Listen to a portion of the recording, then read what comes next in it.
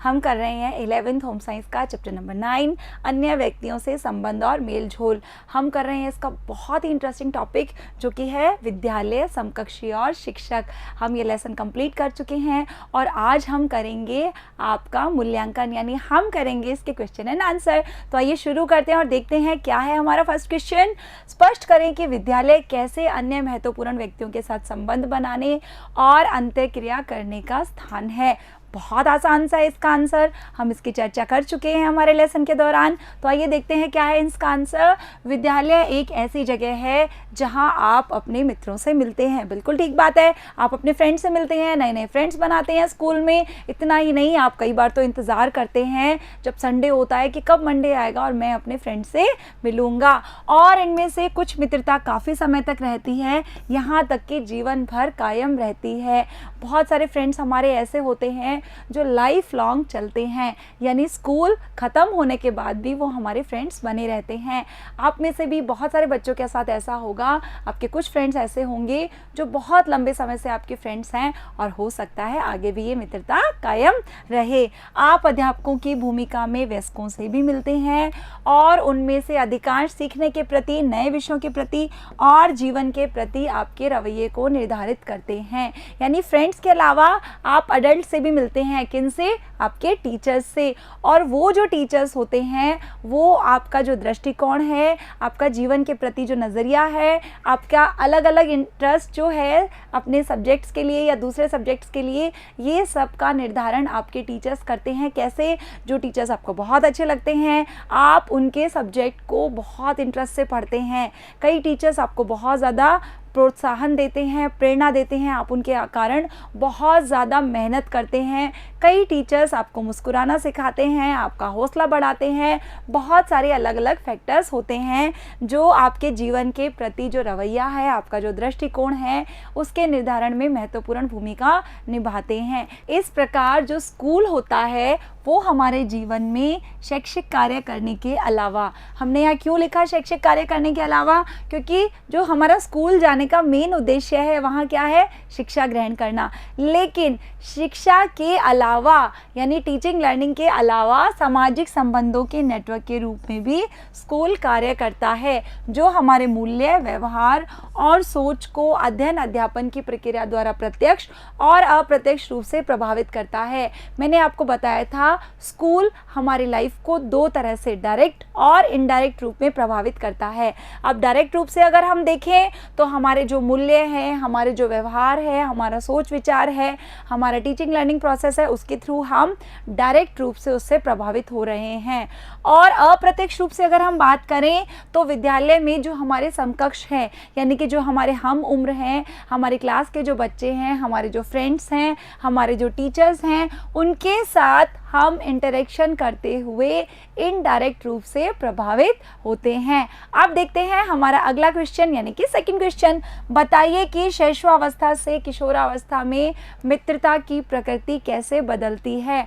हमने इसे छोटे छोटे एग्जाम्पल से बहुत अच्छे से कर लिया था। आइए देखते हैं आपको कितना याद है। सबसे पहले हम बात कर लेते हैं 6 माह से 1 वर्ष तक की शिशु अवस्था। जब बच्चा बहुत छोटा है तब क्या होता है, जो 6 माह का शिशु होता है वो दूसरे शिशुओं में अपना इंटरेस्ट दिखाता है। जब छोटे छोटे बच्चों को एक साथ रखा जाता है, कौन से छोटे बच्चे? 6 माह से लेके 1 साल तक, तो वो बच्चे दूसरों में इंटरेस्ट दिखाते हैं, उन्हें छूने की कोशिश करते हैं। कभी उनके नाक को छू कर देखते हैं, कभी उनकी आँख में उंगली डालने की कोशिश करते हैं, कभी उनके चेहरे को छू रहे हैं।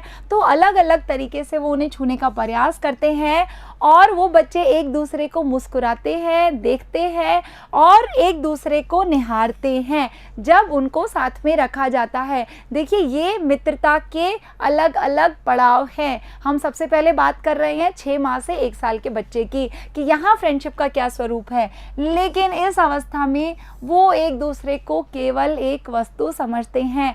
उन्हें नहीं पता होता कि जो छोटा सा बच्चा है वो भी एक इंसान है, एक व्यक्ति है, वो भी मेरी तरह ही है। उन्हें अपने खिलौने में और उस बच्चे में बहुत ज़्यादा फर्क नज़र नहीं आता है। उन्हें लगता है ये भी एक खिलौना ही है जैसे मेरे बाकी खिलौने हैं, क्योंकि वे हमारे समान एक दूसरे के प्रति अनुक्रिया नहीं करते या एक दूसरे को व्यक्ति के रूप में नहीं देखते। करते हैं जो छोटे बच्चे होते हैं 6 माह से 1 साल के बीच।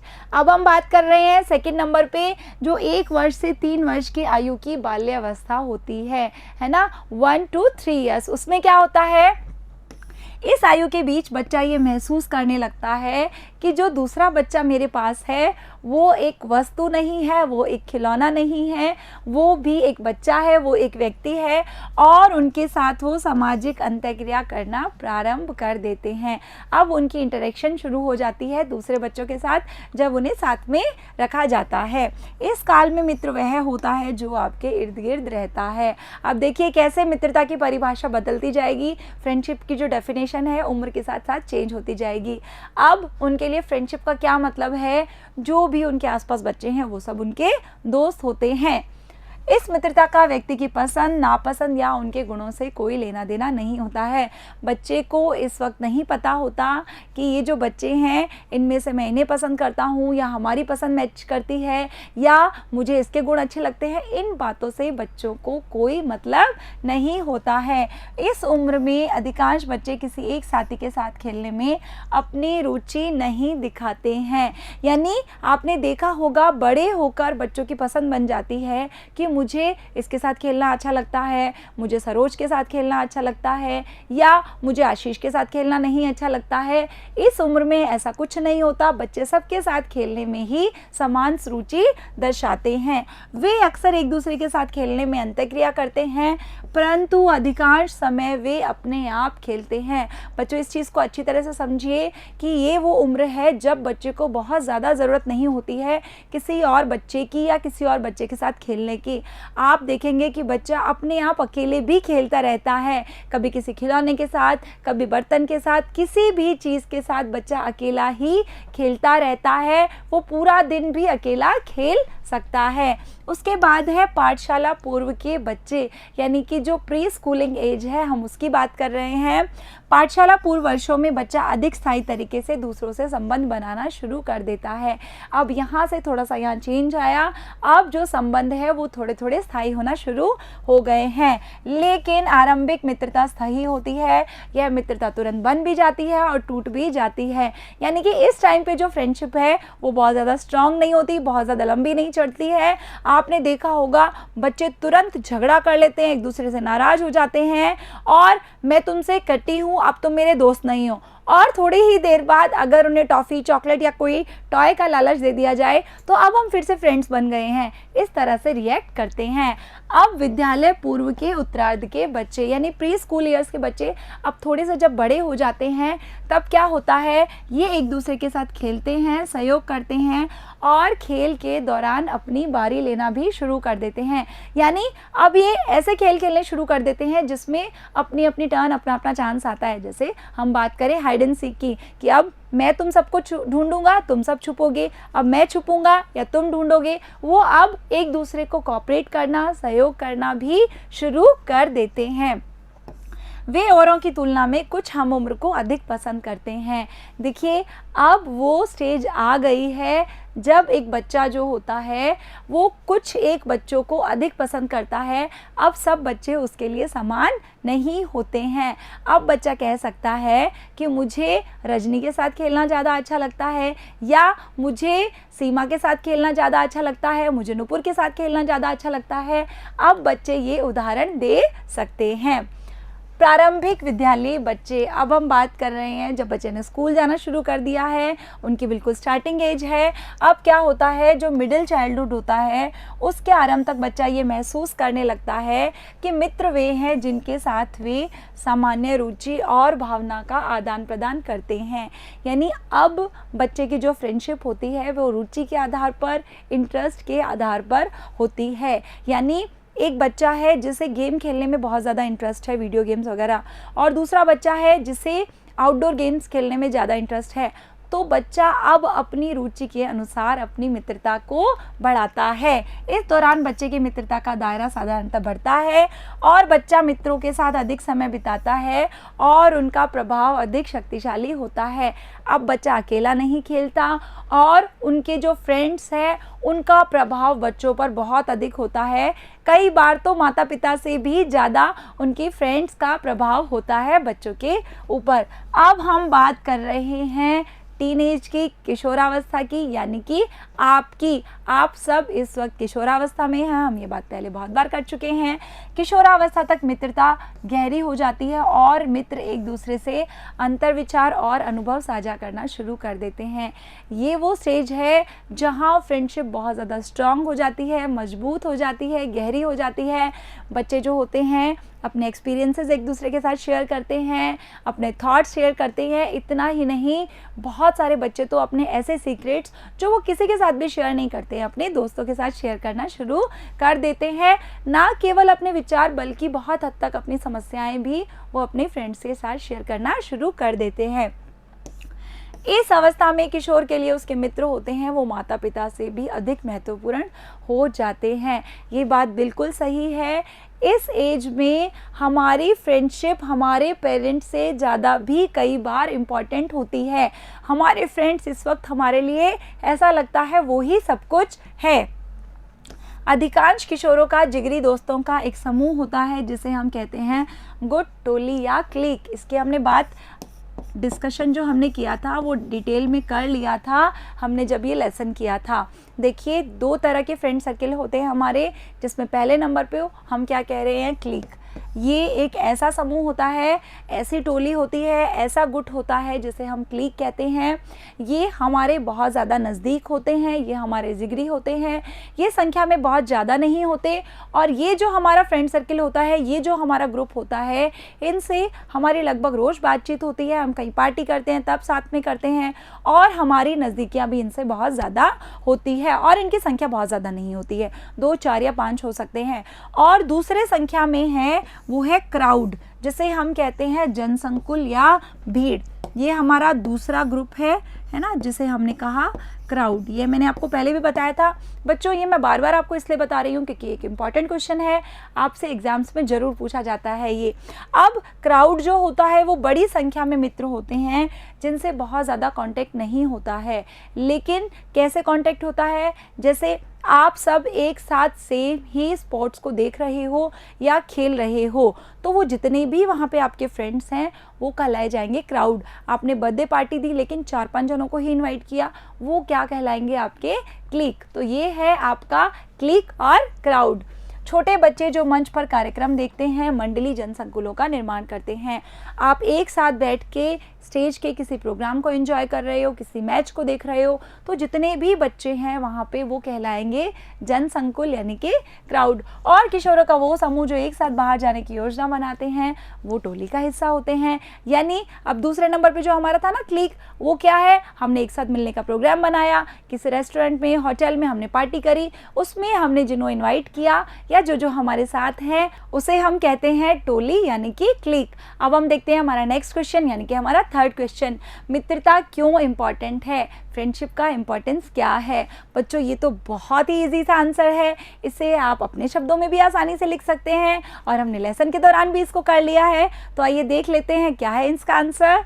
मित्रता प्रत्येक आयु में महत्व रखती है क्योंकि इससे यह भावना होती है कि जो उसे पसंद करते हैं वे इसे स्वीकार करते हैं।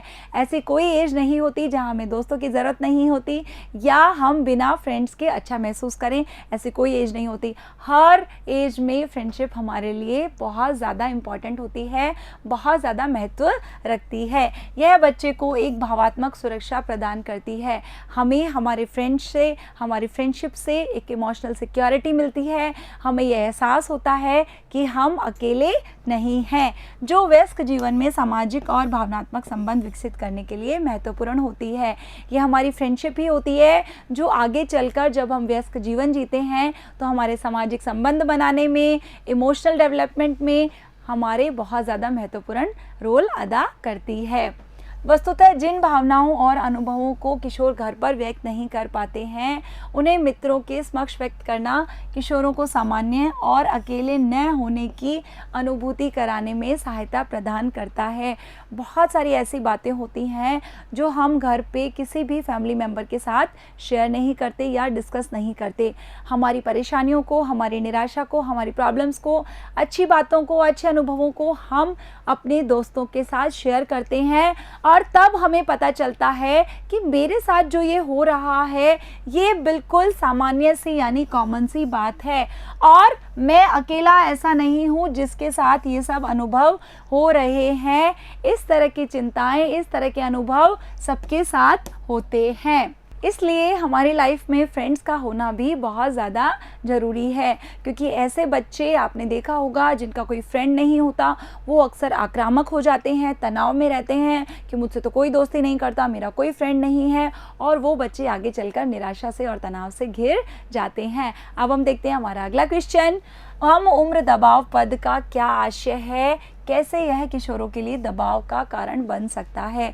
लेसन के दौरान हमने इसकी अच्छे से चर्चा की थी, एक बार हम इसे और डिस्कस कर लेते हैं कि हम उम्र दबाव क्या होता है।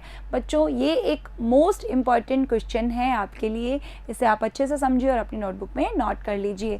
देखिए, जैसा कि नाम से ही स्पष्ट है, हम उम्र दबाव यानी कि हमारी एज के जो बच्चे हैं, हमारी जो समकक्षी हैं, हमारा जो फ्रेंड्स हैं, उनका क्या प्रेशर होता है और उस प्रेशर के कारण हम क्या करते हैं, उसके क्या नेगेटिव और क्या पॉजिटिव रिजल्ट्स होते हैं, उसी को हम कहते हैं हम उम्र दबाव।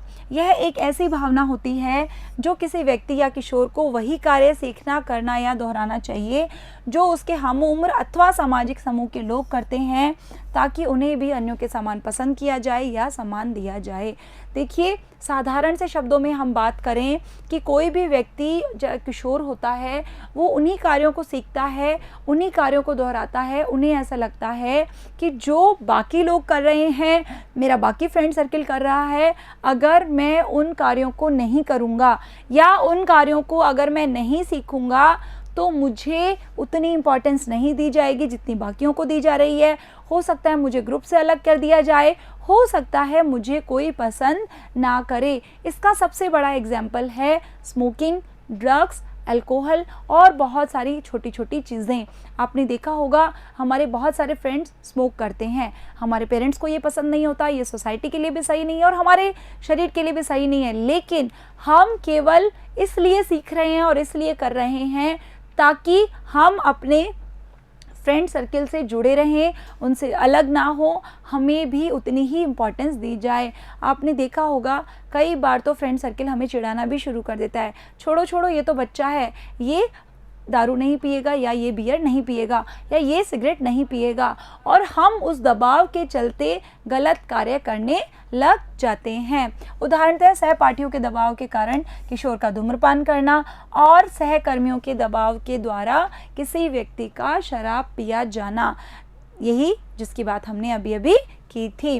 किशोरों पर हम उम्र दबाव का प्रभाव किशोरावस्था के दौरान हम उम्र द्वारा स्वीकृत मूल्यों का अनुसरण करने और उनके द्वारा उपयुक्त माने जाने वाले तरीकों से व्यवहार करने के लिए बहुत अधिक होता है। यानी जो उनकी उम्र के बच्चों को सही लगता है, हम भी वही करने की कोशिश करते हैं, फिर चाहे वो मूल्य हमारी संस्कृति के लिए, हमारे परिवार के लिए या हमारे समाज के लिए सही हो या ना हो। ये मूल्य और व्यवहार माता पिता द्वारा निर्धारित मूल्यों के विपरीत भी हो सकते हैं और माता पिता के अनुरूप नहीं होते हैं, जिसके कारण माता पिता के साथ बहुत अधिक विरोध हो जाता है। देखिए, कोई भी पेरेंट्स नहीं चाहेगा कि उनका बच्चा एंटी सोशल एक्टिविटीज़ में इन्वॉल्व हो, और हम चाहते हैं कि हमारे जो फ्रेंड्स कर रहे हैं, फिर चाहे वो गलत है या सही है, हम भी वही करें। इसके कारण पेरेंट्स का और बच्चों का आपस में विरोध और तनाव की स्थिति उत्पन्न हो जाती है। तथापि सदृश्यता के लिए हम उम्र वालों के दबाव का अनुभव करना विकासशील अवस्था की एक सामान्य विशेषता होती है। यानी हम अभी डेवलपिंग एज में होते हैं तो ये उसकी एक सामान्य सी विशेषता होती है कि हम अपने उम्र के बच्चों का, यानी हमारी उम्र के जो बच्चे हैं उनकी हम नकल करते हैं, उनके जैसा बनने की कोशिश करते हैं। यह भी सच है कि अनुरूपता के दबाव के कारण बहुत से किशोर समाज विरोधी क्रियाकलाप यानी कि एंटी सोशल एक्टिविटीज़ में लिप्त हो जाते हैं और उनके स्वयं के लिए और समाज के लिए भी ये बहुत ज़्यादा डेंजरस होता है। उनमें अगर हम एग्जाम्पल्स की बात करें तो सबसे पहले है नशीली दवाइयों का प्रयोग करना, यानी कि ड्रग्स लेना, अल्कोहल लेना, स्मोकिंग करना और बिना पर्याप्त सुरक्षा और सूचना के यौन संबंध करना। यानी हमें ना ही जानकारी होती है, ना ही हमें सुरक्षा का पता होता है, फिर भी हम यौन संबंध स्थापित करना शुरू कर देते हैं। किसके कारण? हम उम्र दबाव के कारण। अब देखते हैं हमारा अगला क्वेश्चन, शिक्षक और उनका व्यवहार छात्रों की उपलब्धि और प्रेरणा को कैसे प्रभावित करता है। यानी स्कूल में जो हमारे टीचर्स होते हैं उनका जो हमारे लिए व्यवहार होता है वो हमारी उपलब्धि को, हमारी प्रेरणा को कैसे प्रभावित करता है। विद्यालय में अध्यापकों का बहुत अधिक प्रभाव होता है, ये बात बिल्कुल सही है। कुछ टीचर्स हमारे इतने ज़्यादा फेवरेट होते हैं कि हम उन्हें अपना रोल मॉडल बना लेते हैं, उनकी हर बात हम कॉपी करने की कोशिश करते हैं, हम उन्हें बहुत ज़्यादा पसंद करते हैं। इतना ही नहीं, वो जो सब्जेक्ट पढ़ाते हैं उसे हम बहुत ज़्यादा इंटरेस्ट से पढ़ते हैं। और जो टीचर्स होते हैं वो माता पिता के समान हमारी सीमाएं निर्धारित करते हैं। जैसे घर पे हमारे लिमिटेशंस कौन डिसाइड करता है? पेरेंट्स, कि हमें क्या करना है और क्या नहीं। और स्कूल में कौन डिसाइड करता है? हमारे टीचर्स, कि हमें क्या, कब, कैसे, कहाँ करना है। और अपेक्षाएं रखते हैं टीचर्स की, हमसे बहुत ज़्यादा एक्सपेक्टेशंस होती हैं और कुछ बच्चे उन एक्सपेक्टेशंस को पूरा करने के लिए बहुत कठिन मेहनत भी करते हैं। और टीचर्स हमें मूल्यों से अवगत कराते हैं और हमारे विकास को बढ़ावा देते हैं, हमें कठिन परिश्रम करना सिखाते हैं, हमें संबंध मजबूत करना सिखाते हैं और हमें कल्चरल वैल्यूज़ भी सिखाते हैं। अध्यापक शक्तिशाली रोल मॉडल यानी कि आदर्श होते हैं और बहुधा बच्चे के विकास को प्रभावित करते हैं। ये बिल्कुल सही है। आपका रोल मॉडल कौन है? अपनी नोटबुक में लिखिए। आपको कौन सा टीचर सबसे ज़्यादा पसंद है? बच्चे अध्यापकों के उस व्यवहार का अनुकरण करते हैं जिन्हें वे पसंद करते हैं और महत्व देते हैं। जिन टीचर्स को हम बहुत ज़्यादा इंपॉर्टेंस देते हैं हम उनका अनुकरण यानी उनकी नकल करते हैं, हम उनकी कॉपी करने की पूरी कोशिश करते हैं। आपने देखा होगा कई बार लड़कियां अपने फेवरेट टीचर्स की हेयर स्टाइल तक कॉपी करने की कोशिश करती हैं, उनके हाव भाव, उनके बोलने का तरीका। और वहीं जो लड़के होते हैं वो अपने जेंट्स टीचर को कॉपी करने का पूरा कोशिश करते हैं। वे अपने पसंदीदा अध्यापकों द्वारा पढ़ाए गए विषयों में आनंद का अनुभव करते हैं। और ये सबसे इंटरेस्टिंग बात है कि जो टीचर हमें अच्छा लगता है, अगर उसका सब्जेक्ट कितना भी टफ क्यों ना हो, हमें उसमें इंटरेस्ट आने लगता है। अध्यापकों की अपेक्षा अक्सर छात्रों के निष्पादन और व्यवहार पर मुख्य प्रभाव डालती हैं। देखिए, ये हम बात कर रहे हैं सेल्फ फुलफिलिंग प्रोफेसी की, स्वतः साधक भविष्योक्ति, जिसकी बात हमने लेसन के दौरान की थी। जब किसी टीचर की एक्सपेक्टेशंस हमसे अच्छी होती है, हाई होती है, अच्छी होती है, तो हम उसी दिशा में आगे बढ़ते हैं। किसी टीचर की एक्सपेक्टेशंस हमसे कम है, वो कह रहे हैं कि तुम तो पक्का फेल होगे, तो वाकई ऐसा हो जाता है। या कि टीचर की जो अपेक्षा होती है वो सच साबित होती है अक्सर। ये छात्रों की उपलब्धि, प्रेरणा, आत्मसम्मान, सफलता की आशा और वास्तविक उपलब्धि को प्रभावित करती है। इसका एक बहुत बड़ा एग्जाम्पल है, किसी टीचर की एक्सपेक्टेशन है, एक उम्मीद है, एक आशा है किसी बच्चे से कि इस बार तुम तो पक्का टॉप करोगे, इस बार तुम तो पक्का ही मेरिट में आओगे। तो वाकई ये बहुत हद तक सही साबित हो जाता है। वो बच्चा इतनी मेहनत करता है कि टीचर की बात को सही साबित कर देता है। वहीं इसका नेगेटिव एस्पेक्ट क्या होता है? टीचर ने किसी बच्चे को कह दिया कि तुम तो पास हो ही नहीं सकते, तुम तो पक्का फेल होगे, और वो बच्चा इसे अपने दिल पर ले लेता है और उसे लगता है वाकई टीचर सही कह रही है, मैं शायद जीवन में कभी सफल नहीं हो सकता, मैं शायद कभी पास नहीं हो सकता, और वो उसी दिशा में चाहता है। और यहाँ भी टीचर की बात सही हो जाती है, चाहे नेगेटिव ही क्यों ना हो। जिन छात्रों से उन्हें बहुत अधिक उम्मीद होती है, उनके प्रति जो अध्यापक होता है वो बहुत अधिक सकारात्मक होता है। यानी वो बच्चा अगर कम मार्क्स पे ले आए तो टीचर अपने माइंड में एक नेगेटिव अप्रोच, नेगेटिव एटीट्यूड नहीं लाता, वो उसे बार बार मोटिवेट करता है। क्यों? क्योंकि उनकी एक्सपेक्टेशन उनसे बहुत ज़्यादा होती है। इतना ही नहीं, जो टीचर होता है वो ऐसे बच्चों की बार बार प्रशंसा करता है जिनसे उनकी उम्मीद होती है, उन्हें देखकर बार बार मुस्कुराता है और उनके कार्यों का अच्छी तरह से पर्यवेक्षण किया जाता है और उत्तर पाने के लिए उन पर दबाव दबाव डाला जाता है। यानी कि अगर ऐसे बच्चे से जिनसे टीचर की एक्सपेक्टेशन बहुत ज़्यादा है, उनसे कोई क्वेश्चन पूछा जा रहा है, वो आंसर नहीं दे पा रहे, तो भी उन्हें बार बार प्रेशराइज किया जाता है, तुम कर सकते हो, तुम लर्न करो अच्छे से, तुम इसका आंसर दे सकते हो, अपने दिमाग पर जोर डालो। उनको बहुत ज़्यादा प्रोत्साहित किया जाता है, उन्हें बहुत ज़्यादा प्रेरणा दी जाती है। अगर किसी टीचर की किसी बच्चे से बहुत ज़्यादा एक्सपेक्टेशंस होती हैं, तो जब उनका निष्पादन खराब होता है, किनका? ऐसे बच्चे जिनसे एक्सपेक्टेशन बहुत ज़्यादा है, अगर उनकी परफॉर्मेंस अच्छी नहीं भी होती है तो भी टीचर उन्हें हतोत्साहित यानी कि उन्हें नेगेटिव अप्रोच नहीं लाने देता, उन्हें कठिन परिश्रम करने के लिए बार बार प्रोत्साहित किया जाता है। इस प्रकार जो एक टीचर होता है वो उन स्टूडेंट को एक मैसेज देता है कि तुम पक्का ही सफल होगे, देखना सक्सेस तुम्हें ज़रूर मिलेगी, और ये सही भी सिद्ध होता है, उन बच्चों को सक्सेस ज़रूर मिलती है। शिक्षक की जो अपेक्षाएं होती हैं वो स्वतः साधक भविष्योक्ति बन जाती हैं, यानी कि सेल्फ फुलफिलिंग प्रोफेसी। इसे आप अपनी नोटबुक में नोट कर लीजिए, ये बहुत इंपॉर्टेंट है और आपको लर्न करने में भी इजी हो जाएगा। देखिए क्या होती है सेल्फ फुलफिलिंग प्रोफेसी, यानी कि शिक्षक विद्यार्थी से जो उम्मीद कर रहा है, जो आशा कर रहा है, उसी के अनुसार बच्चे बनते हैं, उपलब्धि हासिल करते हैं और बर्ताव करते हैं। किसी बच्चे से अगर ये उम्मीद है कि वो फेल होगा तो वाकई बच्चा फेल होता है और उसी तरह से बर्ताव करता है, और किसी बच्चे से अगर ये उम्मीद रखी जा रही है कि तुम तो पक्का ही मेरिट में आओगे, तो वाकई बच्चा उसी उपलब्धि को हासिल करता है और उसी के अनुसार कठिन परिश्रम भी करता है। तो ये थे हमारे आज के क्वेश्चन आंसर। उम्मीद करती हूँ आपको अच्छे से समझ आ गए होंगे। अगले वीडियो में हम बात करेंगे हमारे ग भाग की, समुदाय और समाज की। तो मिलते हैं अगले वीडियो में, तब तक के लिए थैंक यू।